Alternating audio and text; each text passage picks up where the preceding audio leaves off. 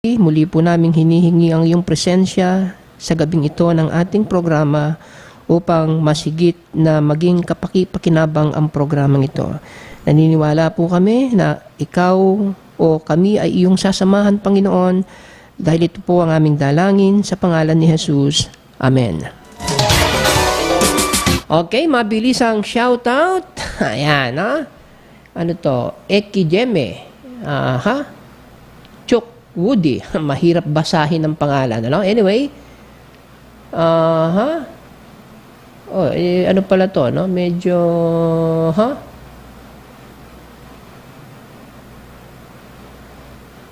Okay. Juliani Cabedes. Good afternoon. Good evening. Enrico Agte.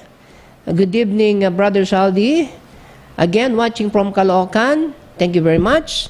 Joshua Buendia. Alton Haveliana Macapagong, watching from Antipolo. Antonio Tolibao. Santiago Avesilo Eleco, good evening. Watching from Kingdom of Saudi Arabia. Let Jadaf Konbawa po from Japan. Shout out to my two beautiful niece, Chabi and Lian. Don Tolibao, good evening, sir, from Santa Rosa, Laguna. 5 de Nobyembre. At pa-shoutout po sa brother ko, Joseph Imperial. Nico Selveza. Redlex Edanol Dayola, watching from Zambales. At si Let Jadap ulit. Sabi niya, your avid listener from Japan. Shout out to my brother Nick in Dasmariñas, Cavite. Ayan, no? Nalobat yung ginagamit kong Apple, ano? Anyway, Enrico Agte, good evening, Brother Saldi. Again, watching from Caloocan. Ayan, no? Alton, okay, nabasa ko na pala yung mga yan, no? At, ano pa? Gina Navarro, ayan, good evening. Thank you very much sa patuloy na pagsuporta. At Del's Dress Shop, good evening to all viewers. And Brother Saldi at Pastor Rowie, keep safe. Your way home, God bless. At syempre, good evening din kina Ma'am Tess Kabuang, Lito Santos, ano? At saka kay Angie Kabuang. Ayan, thank you very much. Isaac Pedro, Danny Cuevas, Big DG, from Melbourne, no? Melbourne, Big DG, thank you very much, Australia. At Calero Reynold, good evening, watching from Tagaytay. Pabati po sa batch ko kay Architect Arnel de la Cruz, Shalawam. Erlinda Esmabe Garcia, good evening, watching from Las Piñas. Ayan, At Let Jadap from Japan, shout sa lahat ng Pinoy. Cleo Babas El Midulan, Luigi Morata. At mas mainam makinig sa inyo kumpara kay thank you, Mr. Big DG, Meramil Keben Bella, at Sisay Marinas, watching from Natividad, Pangasinan. Andres Nacion, Miles Manila, hello, good evening po. Thanks God, you are live again. Nice to hear you. Hear new and interesting subject from your program daily, watching from Calamba, Laguna. Thank you very much. Redlex Edanol Dayola, shout out Imelda Caniedo, Elizabeth Soriano, no? At kay Jasmine, Jasmine Penupuerte Lumutan. Ayan, no? Thank you very much. Nagpadala siya ng screenshot ng ating palabas sa television. Thank you very much, Jasmine. Romeo Macabidang, more power. Thank you very much, sir. Ayan, no? At marami pang iba. So, tingnan natin kung babati pa natin iba. Okay. So, ngayon pong gabi, ano po? Ay nais ko pong ituloy yung ating tinalakay kaugnay sa mga kapalaran ng mga batang biktima ng child trafficking. Ano po? Pero sa pagkakataong ito, sa gabing ito po, no, ay mas higit po nating patutunayan at tayo'y magbibigay ng mga matitibay na ebidensya sa katotohanan ng child trafficking. Okay? Dahil marami pa rin pong mga kababayan natin ang nagsasabi na fiction. Mga walang katotohanan ang ating mga binabanggit dito sa ating programa. Okay? At yan ay isang bagay na kailangan nating patunayan na totoo. Itong ating tinatalakay dito sa ating programa. Okay? At ang isa sa mga patibay ng ating tinatalakay dito ay ating iparirinig na video mamaya, no? Magpaparinig na tayo ng video ngayon na kung saan ay ang video ito ay mula po sa isang international association na po. Ito po yung tinatawag na International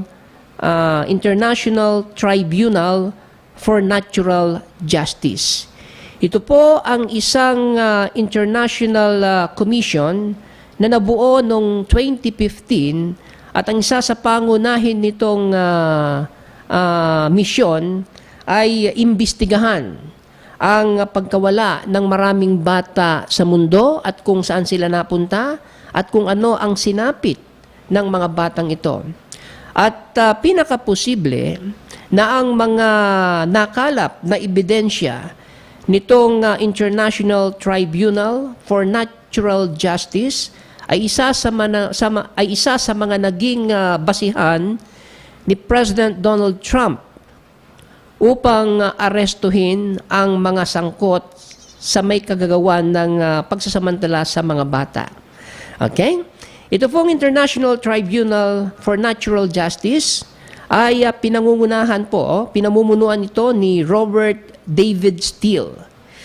Si Robert David Steele po ay dating opisyal ng Central Intelligence Agency. Kaya sapat-sapat po yung kanyang mga nalalaman dahil bahagi siya ng Central Intelligence Agency. Okay? Pero bago ko po iparinig sa inyo ang video, ano po, ay nais ko lamang pong basahin sa inyo ang ilang impormasyon mula sa International Tribunal for Natural Justice. Okay, eto po. Ang kanilang trust, ano po, yung kanilang pinaghuhugutan ng inspirasyon upang gawin ng sincero ang kanilang trabaho ay dahil dito. Okay? Basahin ko po. 8 million children a year, 22,000 children a day, are scooped up around the world and placed into captivity that in most cases leads to death within 2 years. The lucky ones are labor slaves and sex slaves. The unlucky ones are tortured, murdered, and their body parts exploited for nefarious purposes. The enacted abuse and crimes against humanity being committed in regards to human trafficking and child sex abuse is the greatest continuing genocide in our history. The evidence of these injustices leads to the highest reaches of religious, secular, and governmental world leadership. No one has properly documented what appears to be the real story until now. Since its ceremonial sitting and treaty ratification in June of 2015, with international diplomatic delegations in attendance, the International Tribunal for Natural Justice and its Law Commission continue to garner significant international political, intellectual, and academic support from around the globe.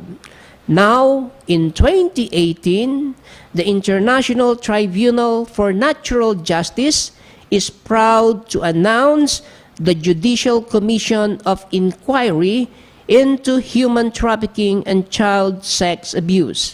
The principal intention behind the commission is not to instigate witch hunts or target particular figures, but rather to set in motion a culture that ensures the restorations of truth, disclosure, reconciliation, and redemption surrounding human trafficking and child sex abuse. The goal of the Judicial Commission is to achieve in 9 to 12 months what governments and leaders of the world have failed to do in centuries: shed the full light of truth on the true nature and extent of the human trafficking and child sex abuse pandemic. Ayan po, no? Dito nila hinuhugot. Sa prinsipyong yan, dito nila hinugot ang kanilang isinagawang investigasyon upang malaman kung ano ang katotohanan. No po? At mula dyan, ay meron po akong iparirinig sa inyong video, no? Na kung saan ang nagsasalita po dito ay mismong si Robert David Steele, no po? Ang nangunguna sa ITNJ. At ito pong kanyang pagpapaliwanag ay ipiniliwanag po niya rito kung ano ang nangyayari sa mga bata. At dito po kayo ay mabibigla, ano po? Dahil sinabi niya po rito na ang mga international association na kinikilalang tagapangalaga ng bata sa kalaunan ay sila yun ang bibiktima ng mga bata. Okay? So pakinggan po natin ang video. This is a court of inquiry. It's not an adversarial court. It's a nonprofit educational event. And with enormous energy and intelligence, all of us have been brought together to try to bring out some of the aspects. So if I may, I have prepared an overview statement based on my work these many past weeks. And I want to just say that as a parent and as a patriot, I'm absolutely outraged by what we're allowing to happen to our children. Humanity is judged on how you treat the weakest member of the society.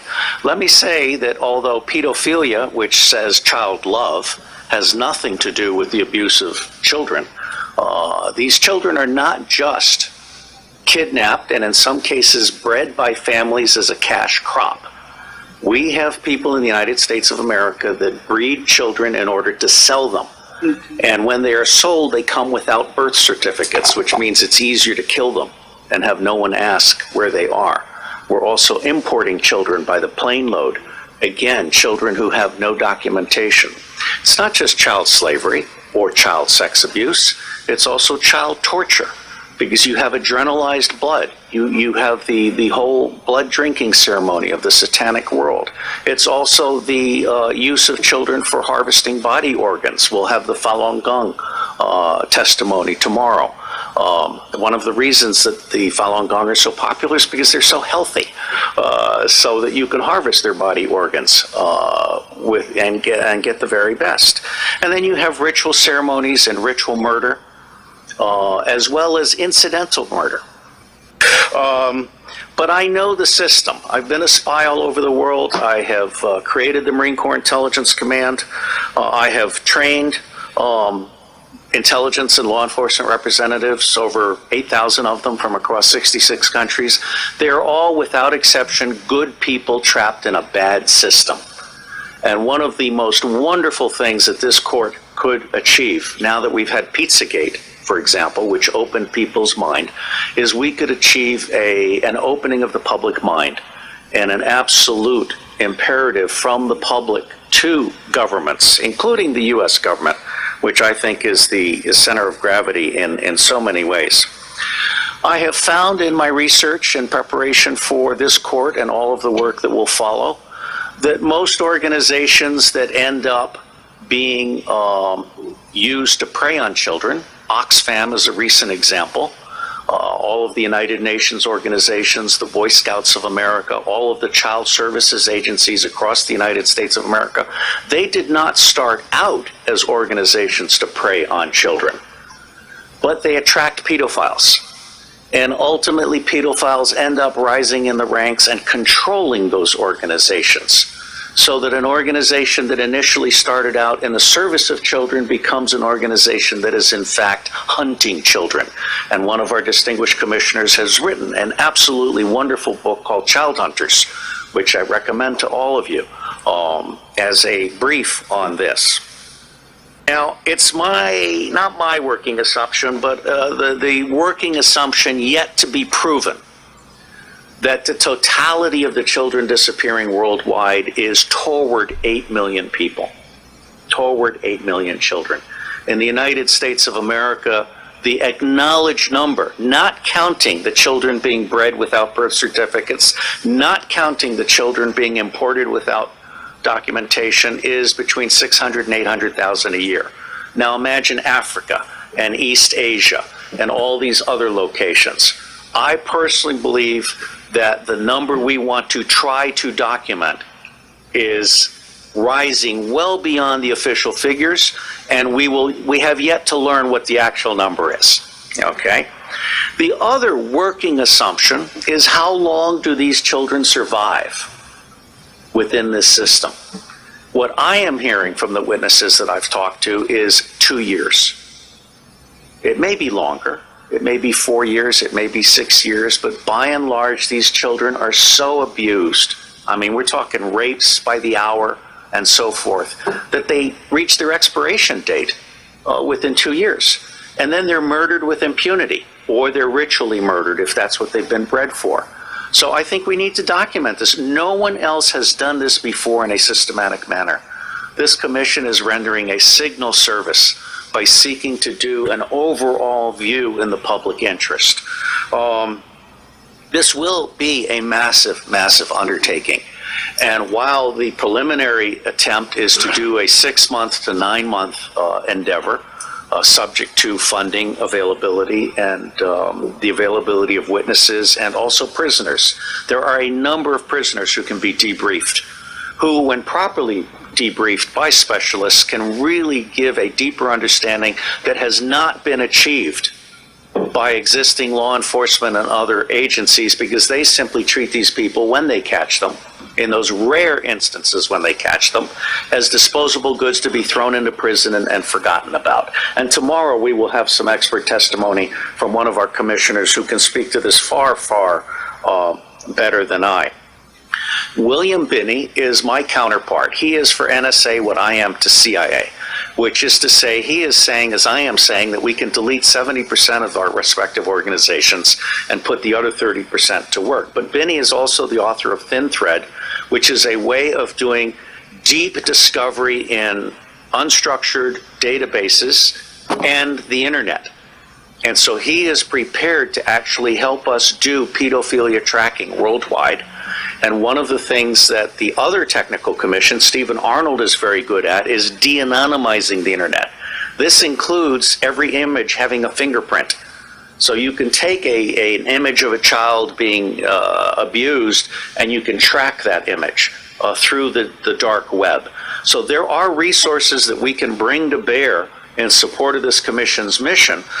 My favorite technical commission is Arno Reuser from the Netherlands, who is a master librarian. He is so good that when the Dutch intelligence community realized it didn't know enough about the world, they recruited him to create the Open Source Intelligence Center for Dutch intelligence. And as with the endeavors that I helped create in the United States, and in fact for Scotland Yard, very quickly people found out that they could get 40 to 60% of what they knew very cheaply using open sources of information. That's not what government intelligence agencies do today. They want to spend as much money as possible in the riskiest way possible on the most expensive way possible. They're not actually there to do decision support or answer questions. So I believe that Arno Reuser is capable of creating the world's first digital library on pedophilia. And this would be a multilingual library to include local dialects. And it would be a library that would then end up being what we call a magnet for walk-ins. We want to have a very professional ingestion system so that people can volunteer to provide expert witness to the thing, or they can volunteer to offer up their papers. There are a number of pedophiles now who are actually ready to turn over their diaries. All right, so I think we're actually doing something really, really huge. My final comment. The center of gravity for taking down the deep state. Pedophilia is both the induction glue. Pedophilia is how the deep state recruits and controls people. It is also the Achilles heel of the deep state. I believe that once the public realizes that the government is not protecting their children at a scale of vulnerability that we can articulate, then everything else about the government is called into question. All right? So for me, this is a truly righteous endeavor. And I will end by saying that as much good as it might do to get the British angry, for me, the center of gravity for change is the American public. Because if you can get the American public angry, we will stop supporting dictators overseas. We will close all of our military bases overseas. I am on record as a former CIA operations officer saying that our 1,000 bases overseas are not there for national defense. They're there to serve as lily pads for the smuggling of guns, gold, cash, drugs, and small children. So let me say I am proud to be in your company, and I believe that no matter what we do or do not do, it is going to make a difference. God bless you all. So, ayan po, no? Yan po si Robert David Steele, ang namumuno po sa International Tribunal for Natural Justice. At kita nyo po at narinig niyo po ang kanyang naging pahayag. Ano po? Na kung saan ay talagang nakakaawa po, no, itong mga batang ito. At gaya nga po ng sinasabi natin dito sa ating programa, ano po, na ito pong ginawa ni President Donald Trump na pagliligtas sa mga batang ito ay napapanahon at karapat-dapat dahil matagal na nangyayari ang mga kasamaang ito laban sa mga bata pero wala pong magawa.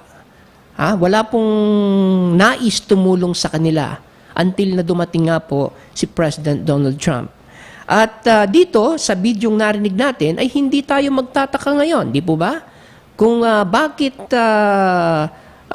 napakaraming impormasyon meron si President Donald Trump sa pagtukoy ng mga individual kung sino ang may sala laban sa mga bata. Dahil narito po ang International Tribunal for Natural Justice na kung saan ay napakaraming dokumentong nakalap laban sa mga individual na gumawa ng kademonyuhan sa mga bata. Diba?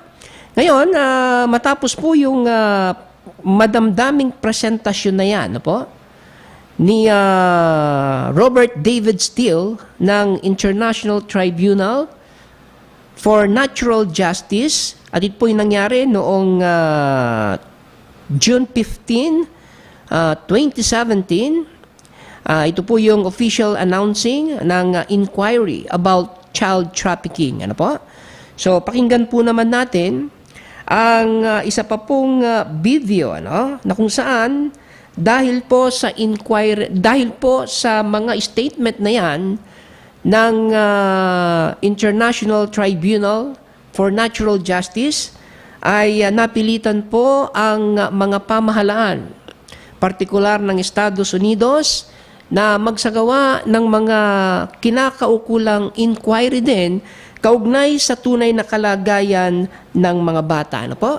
Ito pong mga sunod-sunod na video na nais ko pong iparinig sa atin, ito po ang mga pangunahing ebidensya na totoo ang ating mga paksa, lalo na kagabi, kung saan ay pinaliwanag po natin doon ang napakaraming krimen na nangyari sa loob ng mga dam, yung pong deep underground military bases sa halos sa kabuuan ng mundo ay marami pong mga deep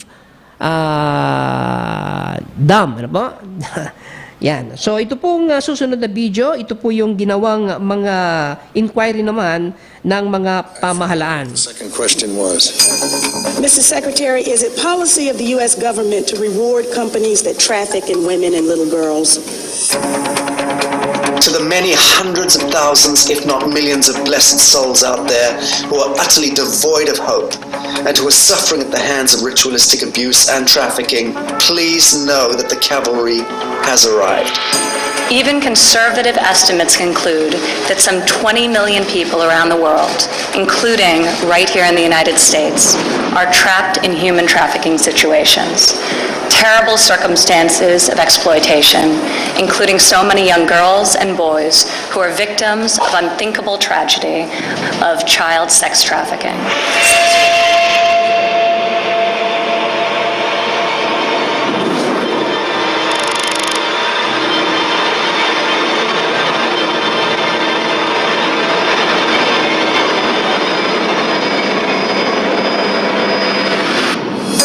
On the 15th of June 2017, the International Tribunal for Natural Justice delivered a press release officially announcing the Judicial Commission of Inquiry into Human Trafficking and Child Sex Abuse. I accepted a role as a commissioner and then later also as chief counsel for the Judicial Commission because I have realized that pedophilia, child rape, child torture, child murder, and child body harvesting is not only the glue that holds the deep state together, it's also its Achilles heel.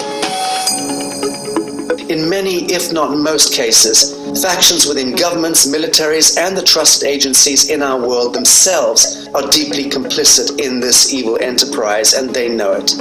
And more than this, they know that we know it. You know, there's an old saying in Washington that the cover-up is worse than the crime.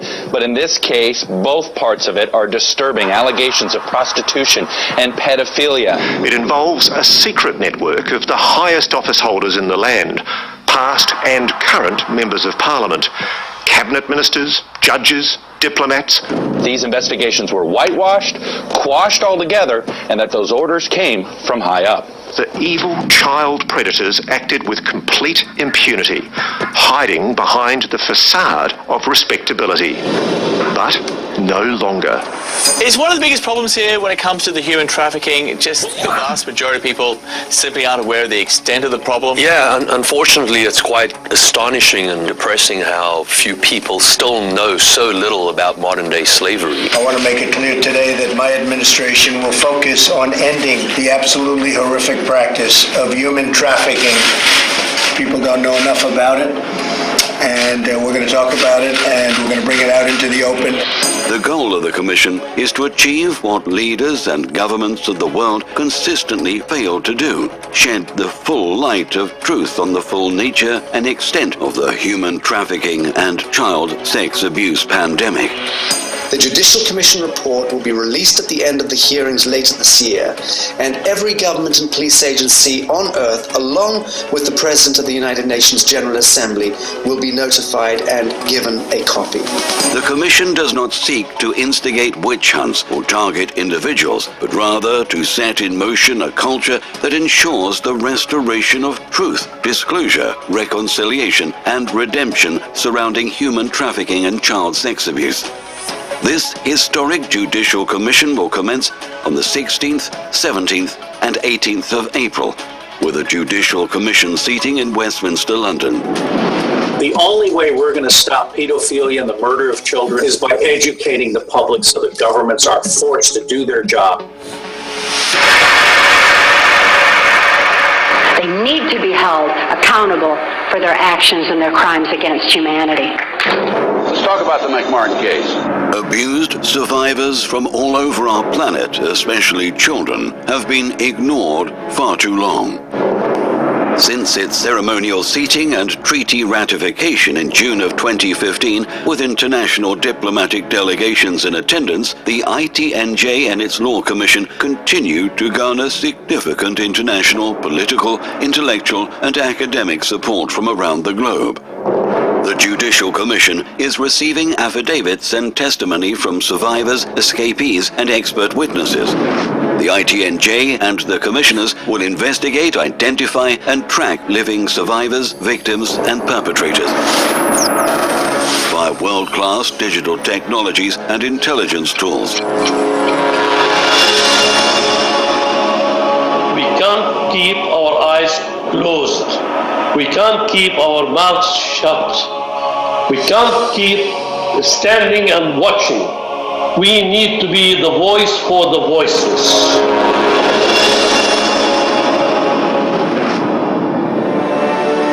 When abusers and systems of tyranny are apprehended, truth and justice will be restored to the entire world. This Judicial Commission must remain impartial and free of government oversight if it is to achieve its goal. We ask you to bear this responsibility with us. If not in prayer, then in your support, in your financial support. If there is one thing that people can donate to that will help bring down the deep state, this is it. The time for hiding in the shadows is over. Contribute today and help this historic Judicial Commission.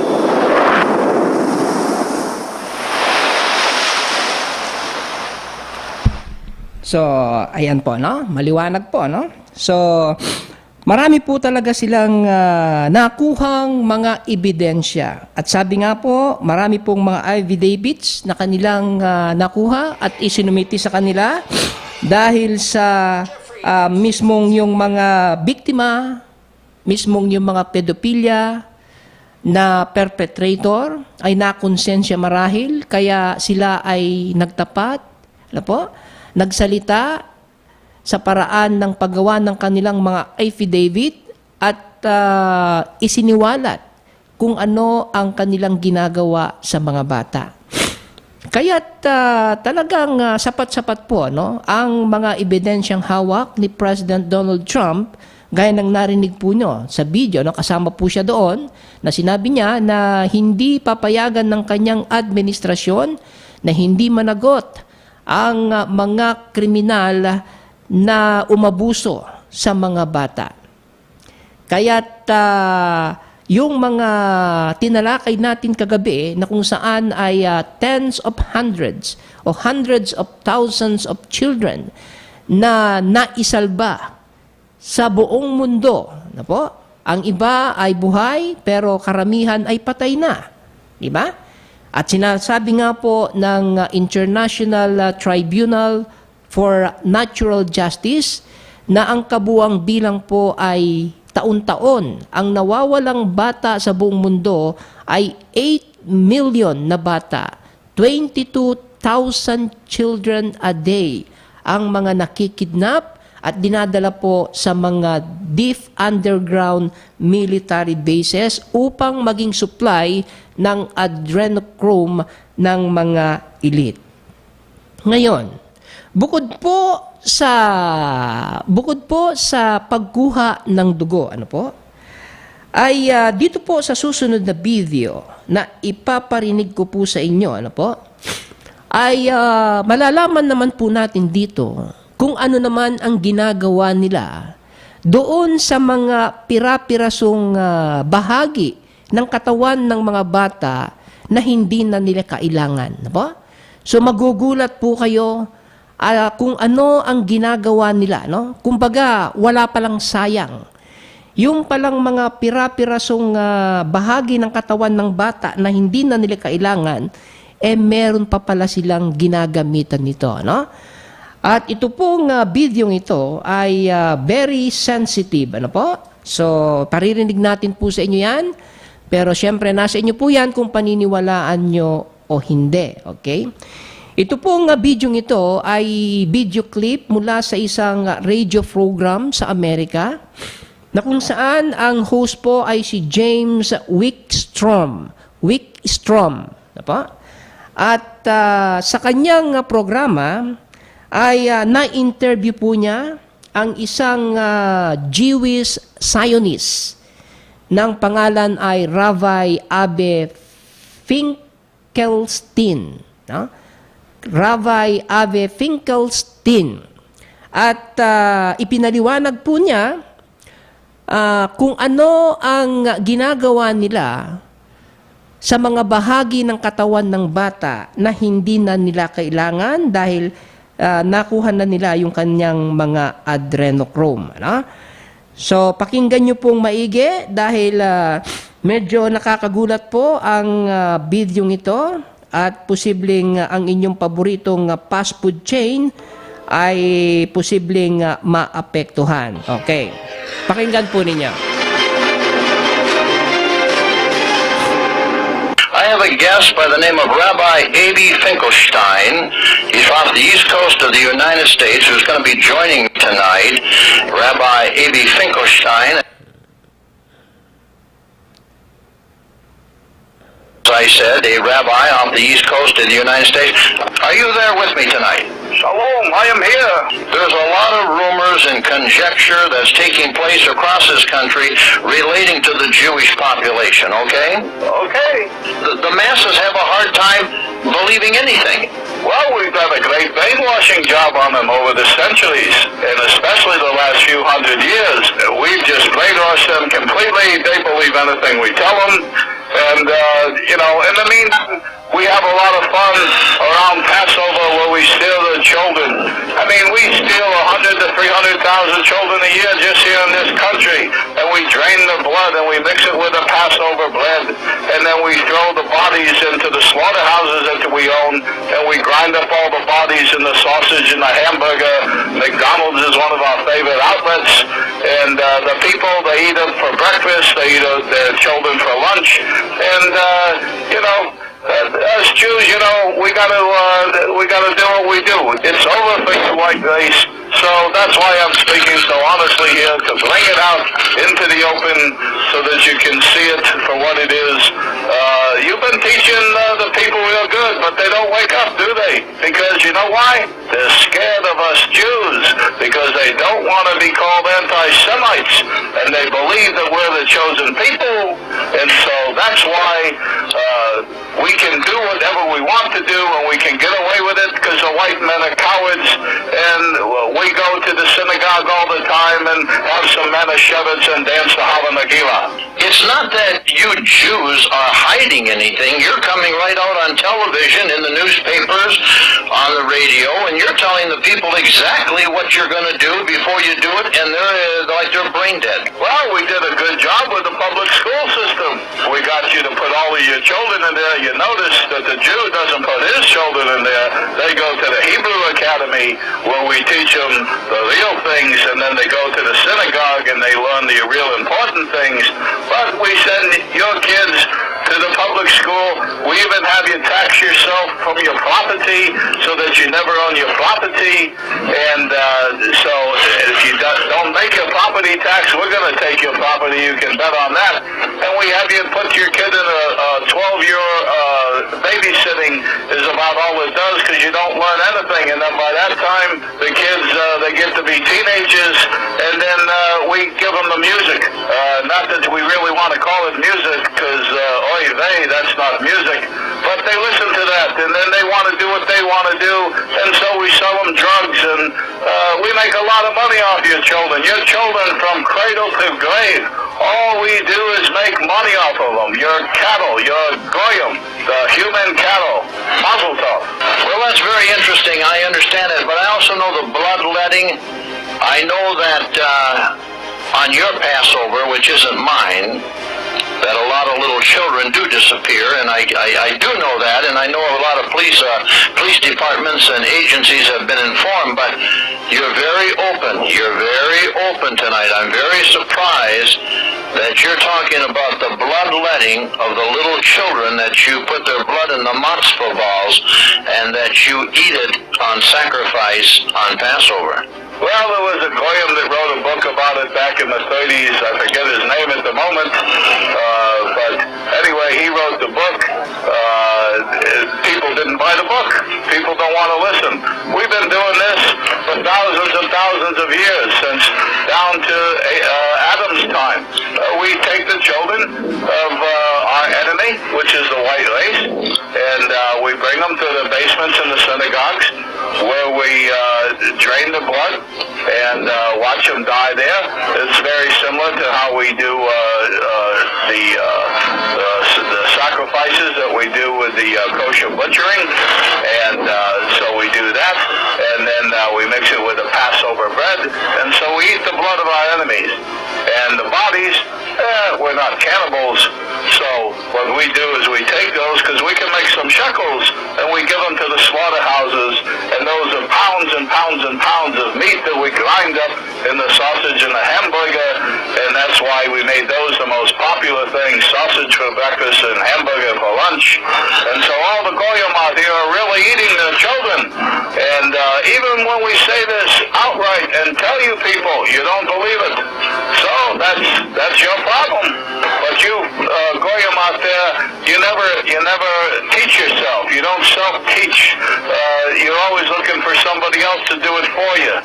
So you wind up being schleppers all your life.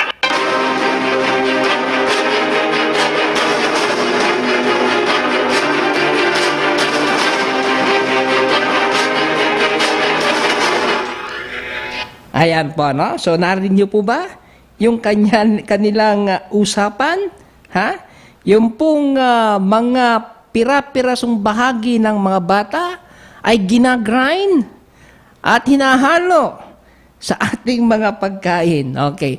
Para masigit po nating maintindihan, ano po? Babasahin ko po yung script, yung ilang script ng sinabi po ni Rabbi Abe Finkelstein. Ito po, ano? Para kasi medyo blurred ng konti at medyo islang, medyo may accent, mahirap intindihin minsan, pero ito po babasahin ko para maunawaan po natin, no? Ito po yung sinabi ni Rabbi Abe Finkelstein. Ayan. I mean, we steal 100,000 to 300,000 children a year just here in this country, and we drain their blood, and we mix it with the Passover bread, and then we throw the bodies into the slaughterhouse that we own, and we grind up all the bodies in the sausage and the hamburger. McDonald's is one of our favorite outlets. And the people, they eat it for breakfast. They eat their children for lunch. And as Jews, you know, we got to do that. We do. Right now, it's too late. It's over for your white race. So that's why I am speaking so honestly here, to bring it out into the open, so that you can see it for what it is. People don't want to listen. We've been doing this for thousands and thousands of years, since Adam's time. We take the children of our enemy, which is the white, and we bring them to the basements in the synagogue, where we drain their blood and watch them die there. It's very similar to the sacrifices that we do in kosher butchering.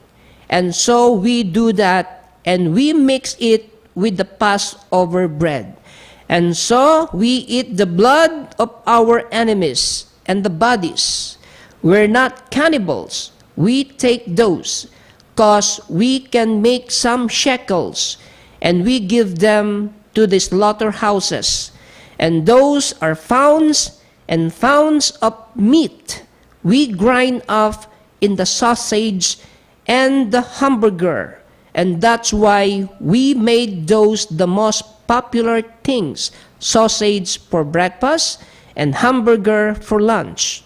And so all the goyim out there here are really eating their children. And even when we say this outright and tell you people, you don't believe it. So that is your problem. So yan po ang statement ni Ravi Abhay Finkelstein na pinarinig ko po kanina at binasa ko po mismo ngayon yung script ng kanyang pahayag sa naging interview niya sa radio program ni James Wickstrom ng isang American broadcaster. So ano po ang inyong masasabi ngayon, no? So ito po yung mga ebidensya ng katotohanan ng ating paksa kagabi. Kaugnay sa child trafficking, kung papaano po nila pinapatay ang mga batang ito. No? Kaya't kung mananatili po tayong maging tahimik sa mga bagay na ito, magpapatuloy ang kaawa-awang kalagayan ng mga bata. Lalo na yung binanggit po ni Robert David Steele, po, ang tagapanguna ng International Tribunal for Natural Justice, na sinasabi niya doon na nakakadismayang malaman na ito pong mga international association na itinatag at itinayo para pangalagaan ang kapakanan ng mga bata, sa bandang huli ay sila pala yung bumibiktima ng mga bata. At isa sa mga nabanggit niyang asosasyon ay ang Boy Scout of the United States of America. Pero ipinaliwanag naman niya kung papaano mula sa pagiging tagapangasiwa at tagapangalaga ng kapakanan ng mga bata ay sa bandang huli ay naging nambibiktima na ng mga bata. Dahil ito pong Boy Scout of United States of America ay naging paboritong samahan, no, ng mga pedophilia. Dahil ang mga pedophilia mahilig sa mga bata at nakita nila na ang Boy Scout of the United States of America ay nangangalaga sa mga bata. Kaya ang ginawa ng mga pedophilia ay kunwari ay nakiusap at tumulong sa Boy Scout of United States of America, nagpamiyembro, at dahil sa siyempre sila ay may impluensya, mapera, mayayaman, so sa bandang huli ay naagaw nila o nakapwesto sila sa mga pangunahing posisyon sa mga organisasyon na nangangalaga sa mga bata. At dahil nasa posisyon na sila, dito nagsimulang maging hunter ng mga bata ang mga dating asosasyon ng mga Amerikano, alam mo, na nangangalaga sa kapakanan ng mga bata. At kung yan ay nangyayari sa Amerika, ano ang pinaka-posibleng dahilan na ito rin ay nangyayari sa iba't ibang bahagi ng mundo? Dahil alam naman natin na ang Amerika, ang US, ang trendsetter, ibig sabihin ay kung ano ang ginagawa at nangyayari sa Amerika, yan po ay ginagaya ng lahat ng mga bansa dahil mismong ang mga opisyal ng mga organisasyon na yan na nakabase sa Amerika ay sila mismong nagtatayo ng mga katulad na organisasyon sa iba't ibang bahagi ng mundo. Kaya merong Boy Scout of the Philippines, Boy Scout of Malaysia, Boy Scout kung saang parte ng mundo, bawat bansa ay may Boy Scout Association. So, ibig sabihin, kung ang nagpalaganap niyan ng mga organisasyon na yan sa iba't ibang bahagi ng mundo ay ang mga pedophilia ng Boy Scout of United States of America. Ano po ang maasahan natin sa mga asosasyon na itinatag nila sa iba't ibang bahagi ng mundo? Di ba? Kung ano ang ginagawa nila ay tiyak na yon ang ginagawa din ng mga organisasyon na yan na kunwaring nangangalaga sa kapanganan ng mga bata. So ito'y isang paraan ng mahusay na pagkukunwari. Dahil hindi mo, kung ikaw ay isang magulang, ay hindi mo kailanman maiisip ng iyong anak ay mapapahamak sa isang respetadong organisasyon na merong international na identity na nangangalaga sa mga bata. Pero gaya po ng ating narinig sa mga video na ipinadinig ko ngayon, ay kabaliktaran po ang kanilang ginagawa. Ginagamit nilang kasangkapan ang mga organisasyon na nagsimula ng tama para pangalagaan ng ating mga kabataan. Pero sa bandang huli, dahil ito'y napasok ng mga pedophilia, so at mula noon, nung ito'y pamunuan na ng mga pedophilia, diyan na po nagsimula na ang dating mga organisasyon na nangangalaga sa kapakanan ng mga bata ay sila na ngayong naghahunting ng mga bata. Doon din po sa mga video, ay narinig po natin itong mga digmaan. Itong mga digmaan na kung saan ay nangyayari sa iba't ibang mundo ay isa ring paraan upang mas lalo nilang magawa ang kanilang layuning makakuha ng mga bata. Ito po yung napakaikling clips, video clip po ni President Donald Trump po mismo kung bakit tuwang-tuwa po ang mga deep state na magkaroon ng digmaan. I'm not saying the military is in love with me. The soldiers are. The top people in the Pentagon probably aren't, because they want to do nothing but fight wars so that all of those wonderful companies that make the bombs and make the planes and make everything else stay happy. But we're getting out of the endless wars. You know how we're doing. Ayan po, So, at least, bago po tayo natapos, ayan, narinig po natin mismo ang sinasabi ni President Donald Trump na ito pong mga tao sa Pentagon at ang mga nakaraang presidente ng Amerika ay nais na palaging may giyera at kaguluhan upang matuwa naman sa kanila ang mga manufacturers ng mga armas pandigma.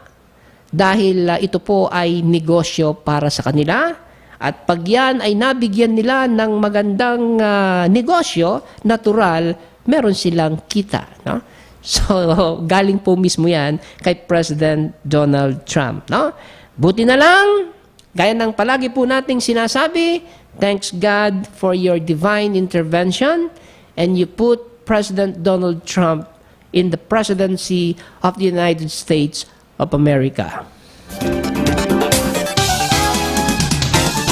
Okay, so muli wala na po tayong oras, at muli maraming salamat sa inyong patuloy na pagsuporta at pagsama sa akin kahit na gabi. Maraming salamat po. Ito po ang inyong lingkod, Sal De Lenon. Thank you very much. At bukas po ay nakiusap po sa akin si Sir Joe, at hindi po siya makakapasok, kaya magsisimula po ang aking programa alas 10 po. Ako na po yung magbo-board kay Jojo Demetilla. So, catch me 10 p.m. tomorrow until 12 midnight. So, see you and bye-bye. Take care and good night.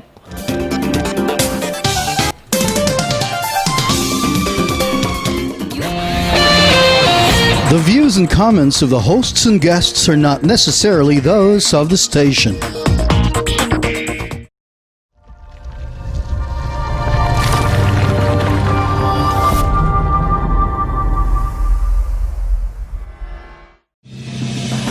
You are watching the multi-awarded Radio Bandido TV, on Channel 224 Sky Cable and TV Plus boxes. Simulcast on DZRJ 8:10 a.m. Informing, advising, and entertaining the Filipinos and OFWs around the world. Streaming live on www.facebook.com/DZRJ 8:10 a.m. or on YouTube, Channel RJ News.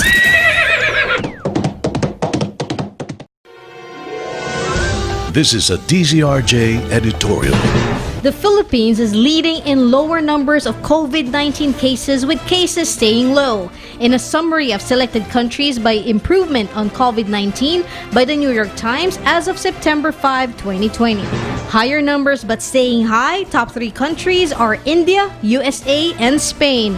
Higher numbers but going down, top 3 countries are Colombia, Bolivia, Ecuador. Lower numbers but going up, top 3 countries are Switzerland, United Kingdom, and Canada. Lower numbers and staying low, top 3 countries are the Philippines, South Africa, and Saudi Arabia. Increasing deaths, top 3 countries are Australia, Hong Kong, and South Korea.